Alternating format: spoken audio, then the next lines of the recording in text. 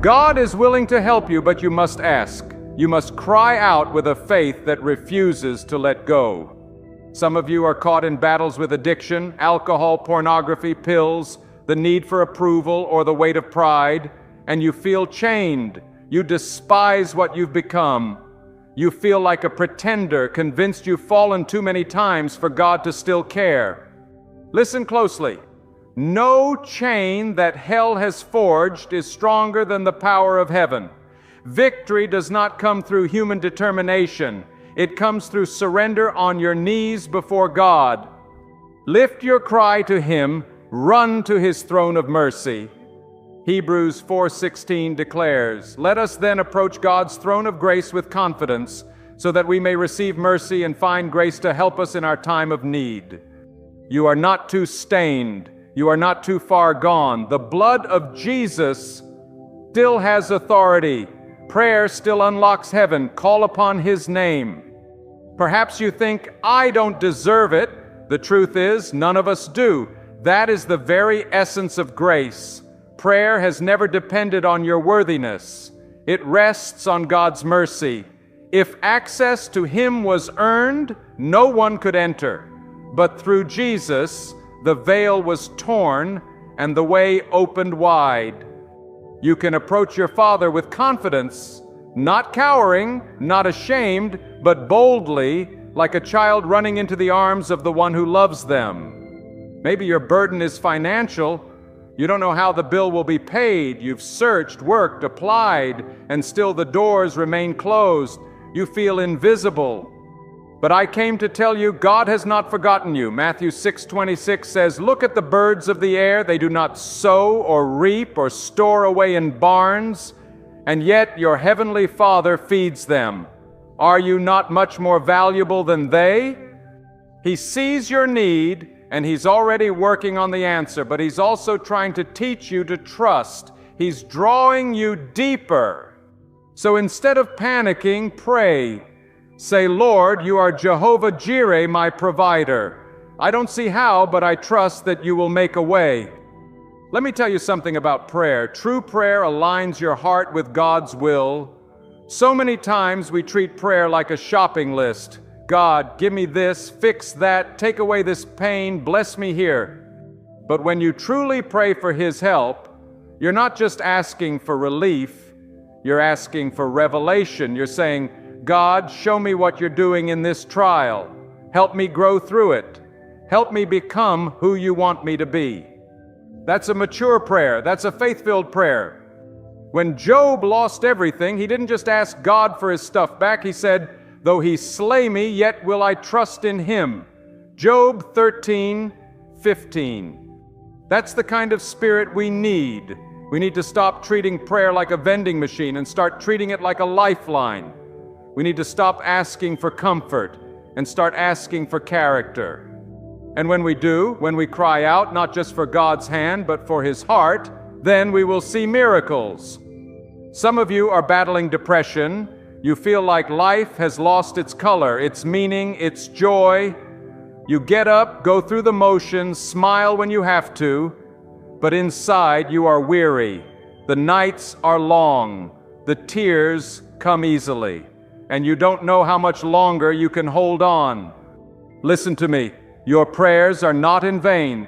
Psalm 147:3 says, "He heals the brokenhearted and binds up their wounds." God is close to the brokenhearted, Psalm 34:18. You are not alone. Even in your darkest valley, He is with you. And when you don't have the strength to pray a long prayer, just whisper His name, Jesus.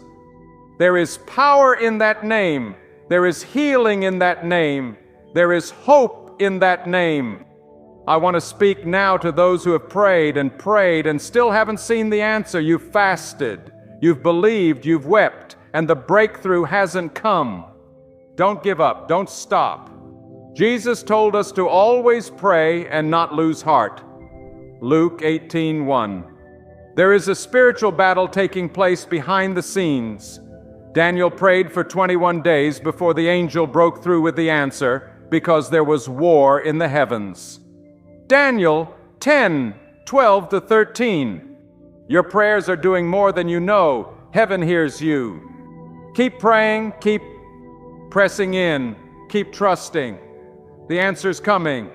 And when it does, it will be better, deeper, and more beautiful than anything you imagined. Let me remind you of what James 5:16 says. The effective, fervent prayer of a righteous man avails much.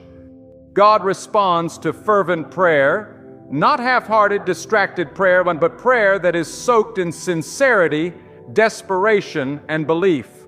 We need to return to the altar. We need to fall on our faces again. We need to cry, shout, weep, worship, and pray until heaven moves.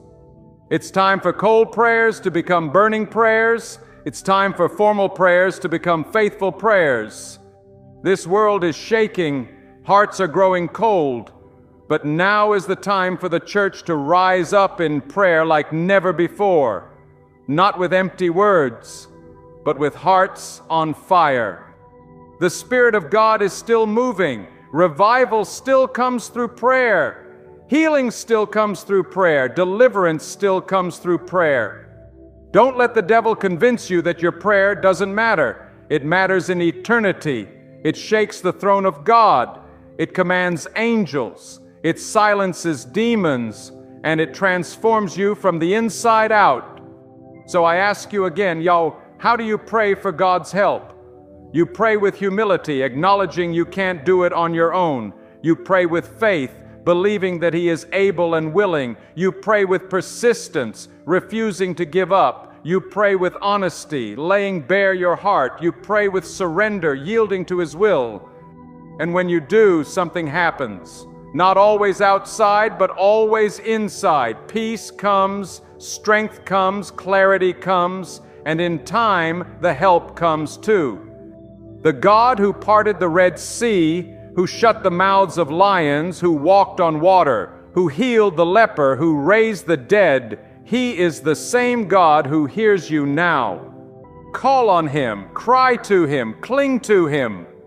He will help you. He will lift you. He will answer you in His perfect time, in His perfect way, for His Don't wait for things to get worse. Don't wait until your strength runs out. Drop to your knees now, raise your voice now, pray as if your life depends on it, because it does. And the God of heaven, who sees your tears, hears your cries, and loves you more than you can imagine, will come rushing to your side. And let me tell you this, when you pray for God's help, you are not speaking into a void. You are not sending words into empty space. You are communing with the Maker of the universe, the one who spoke galaxies into existence, who formed man from the dust and breathed into him the breath of life. You are speaking to the one who sees the end from the beginning, who holds time in His hands, who knows the number of hairs on your head and the secret cry of your soul. You're praying to the God who sees you, not the version you present to the world, but the real you, the hurting you, the trembling you, the worn out and weary you. And He doesn't flinch. He doesn't turn away. He leans in. Child of God, the devil has done everything he can to discourage you from praying. He has told you that your past disqualifies you. He has whispered lies, that God doesn't hear you, that nothing will change, that prayer is pointless. But those are lies from the pit of hell. Satan knows the power of a praying believer. He fears the moment you kneel down and begin to call on the name above every name. Because when you pray, you're not just speaking, you are engaging in warfare. You are calling on heaven's armies. You're swinging the sword of the Spirit.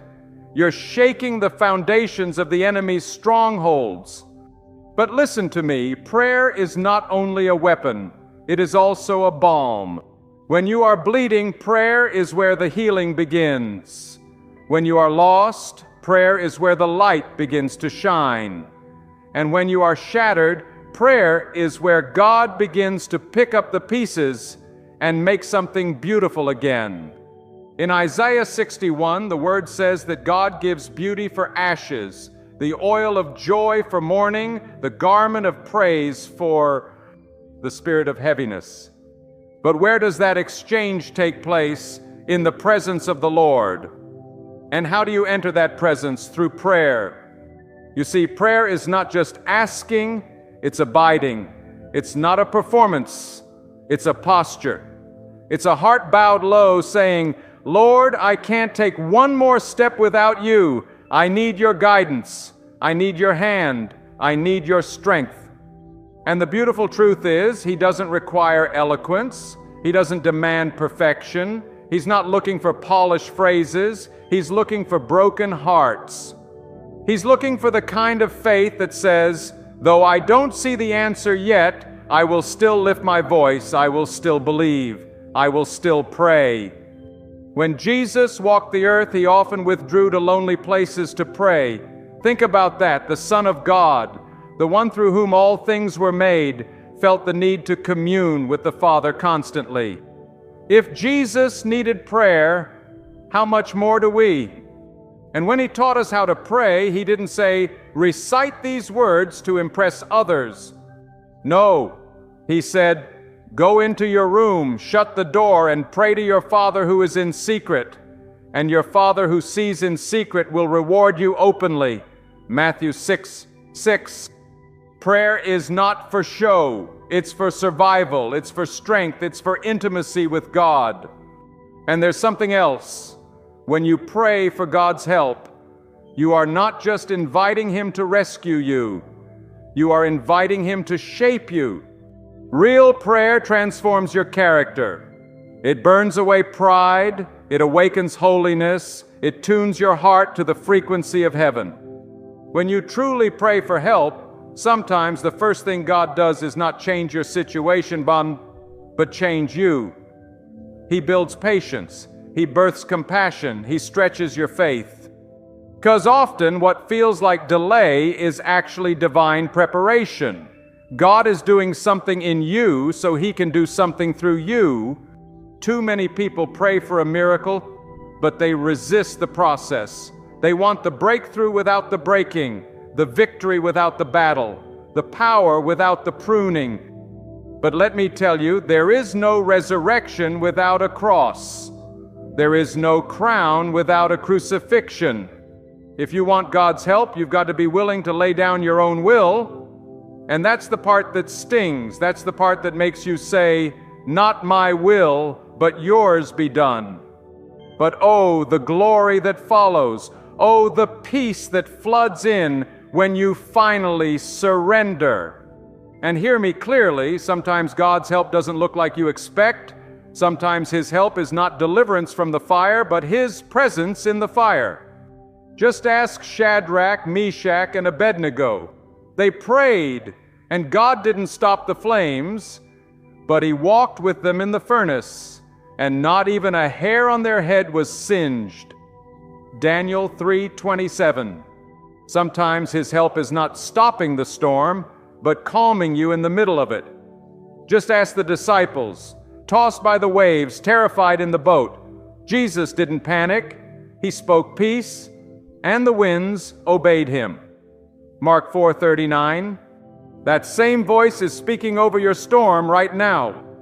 There are moments when help from God comes in the form of discipline, and that's hard to accept. But Hebrews 12:6 reminds us, the Lord disciplines the one He loves, and He chastens everyone He accepts as His son. Sometimes the answer to your prayer is not yes, but not yet, or no, because I have something better. And in those moments, your faith must rise above your feelings. You must say, Lord, I trust your heart, even when I don't understand your hand. Friend, we don't serve a God who sits far off, detached from your pain. No, we serve a Savior who wept at the tomb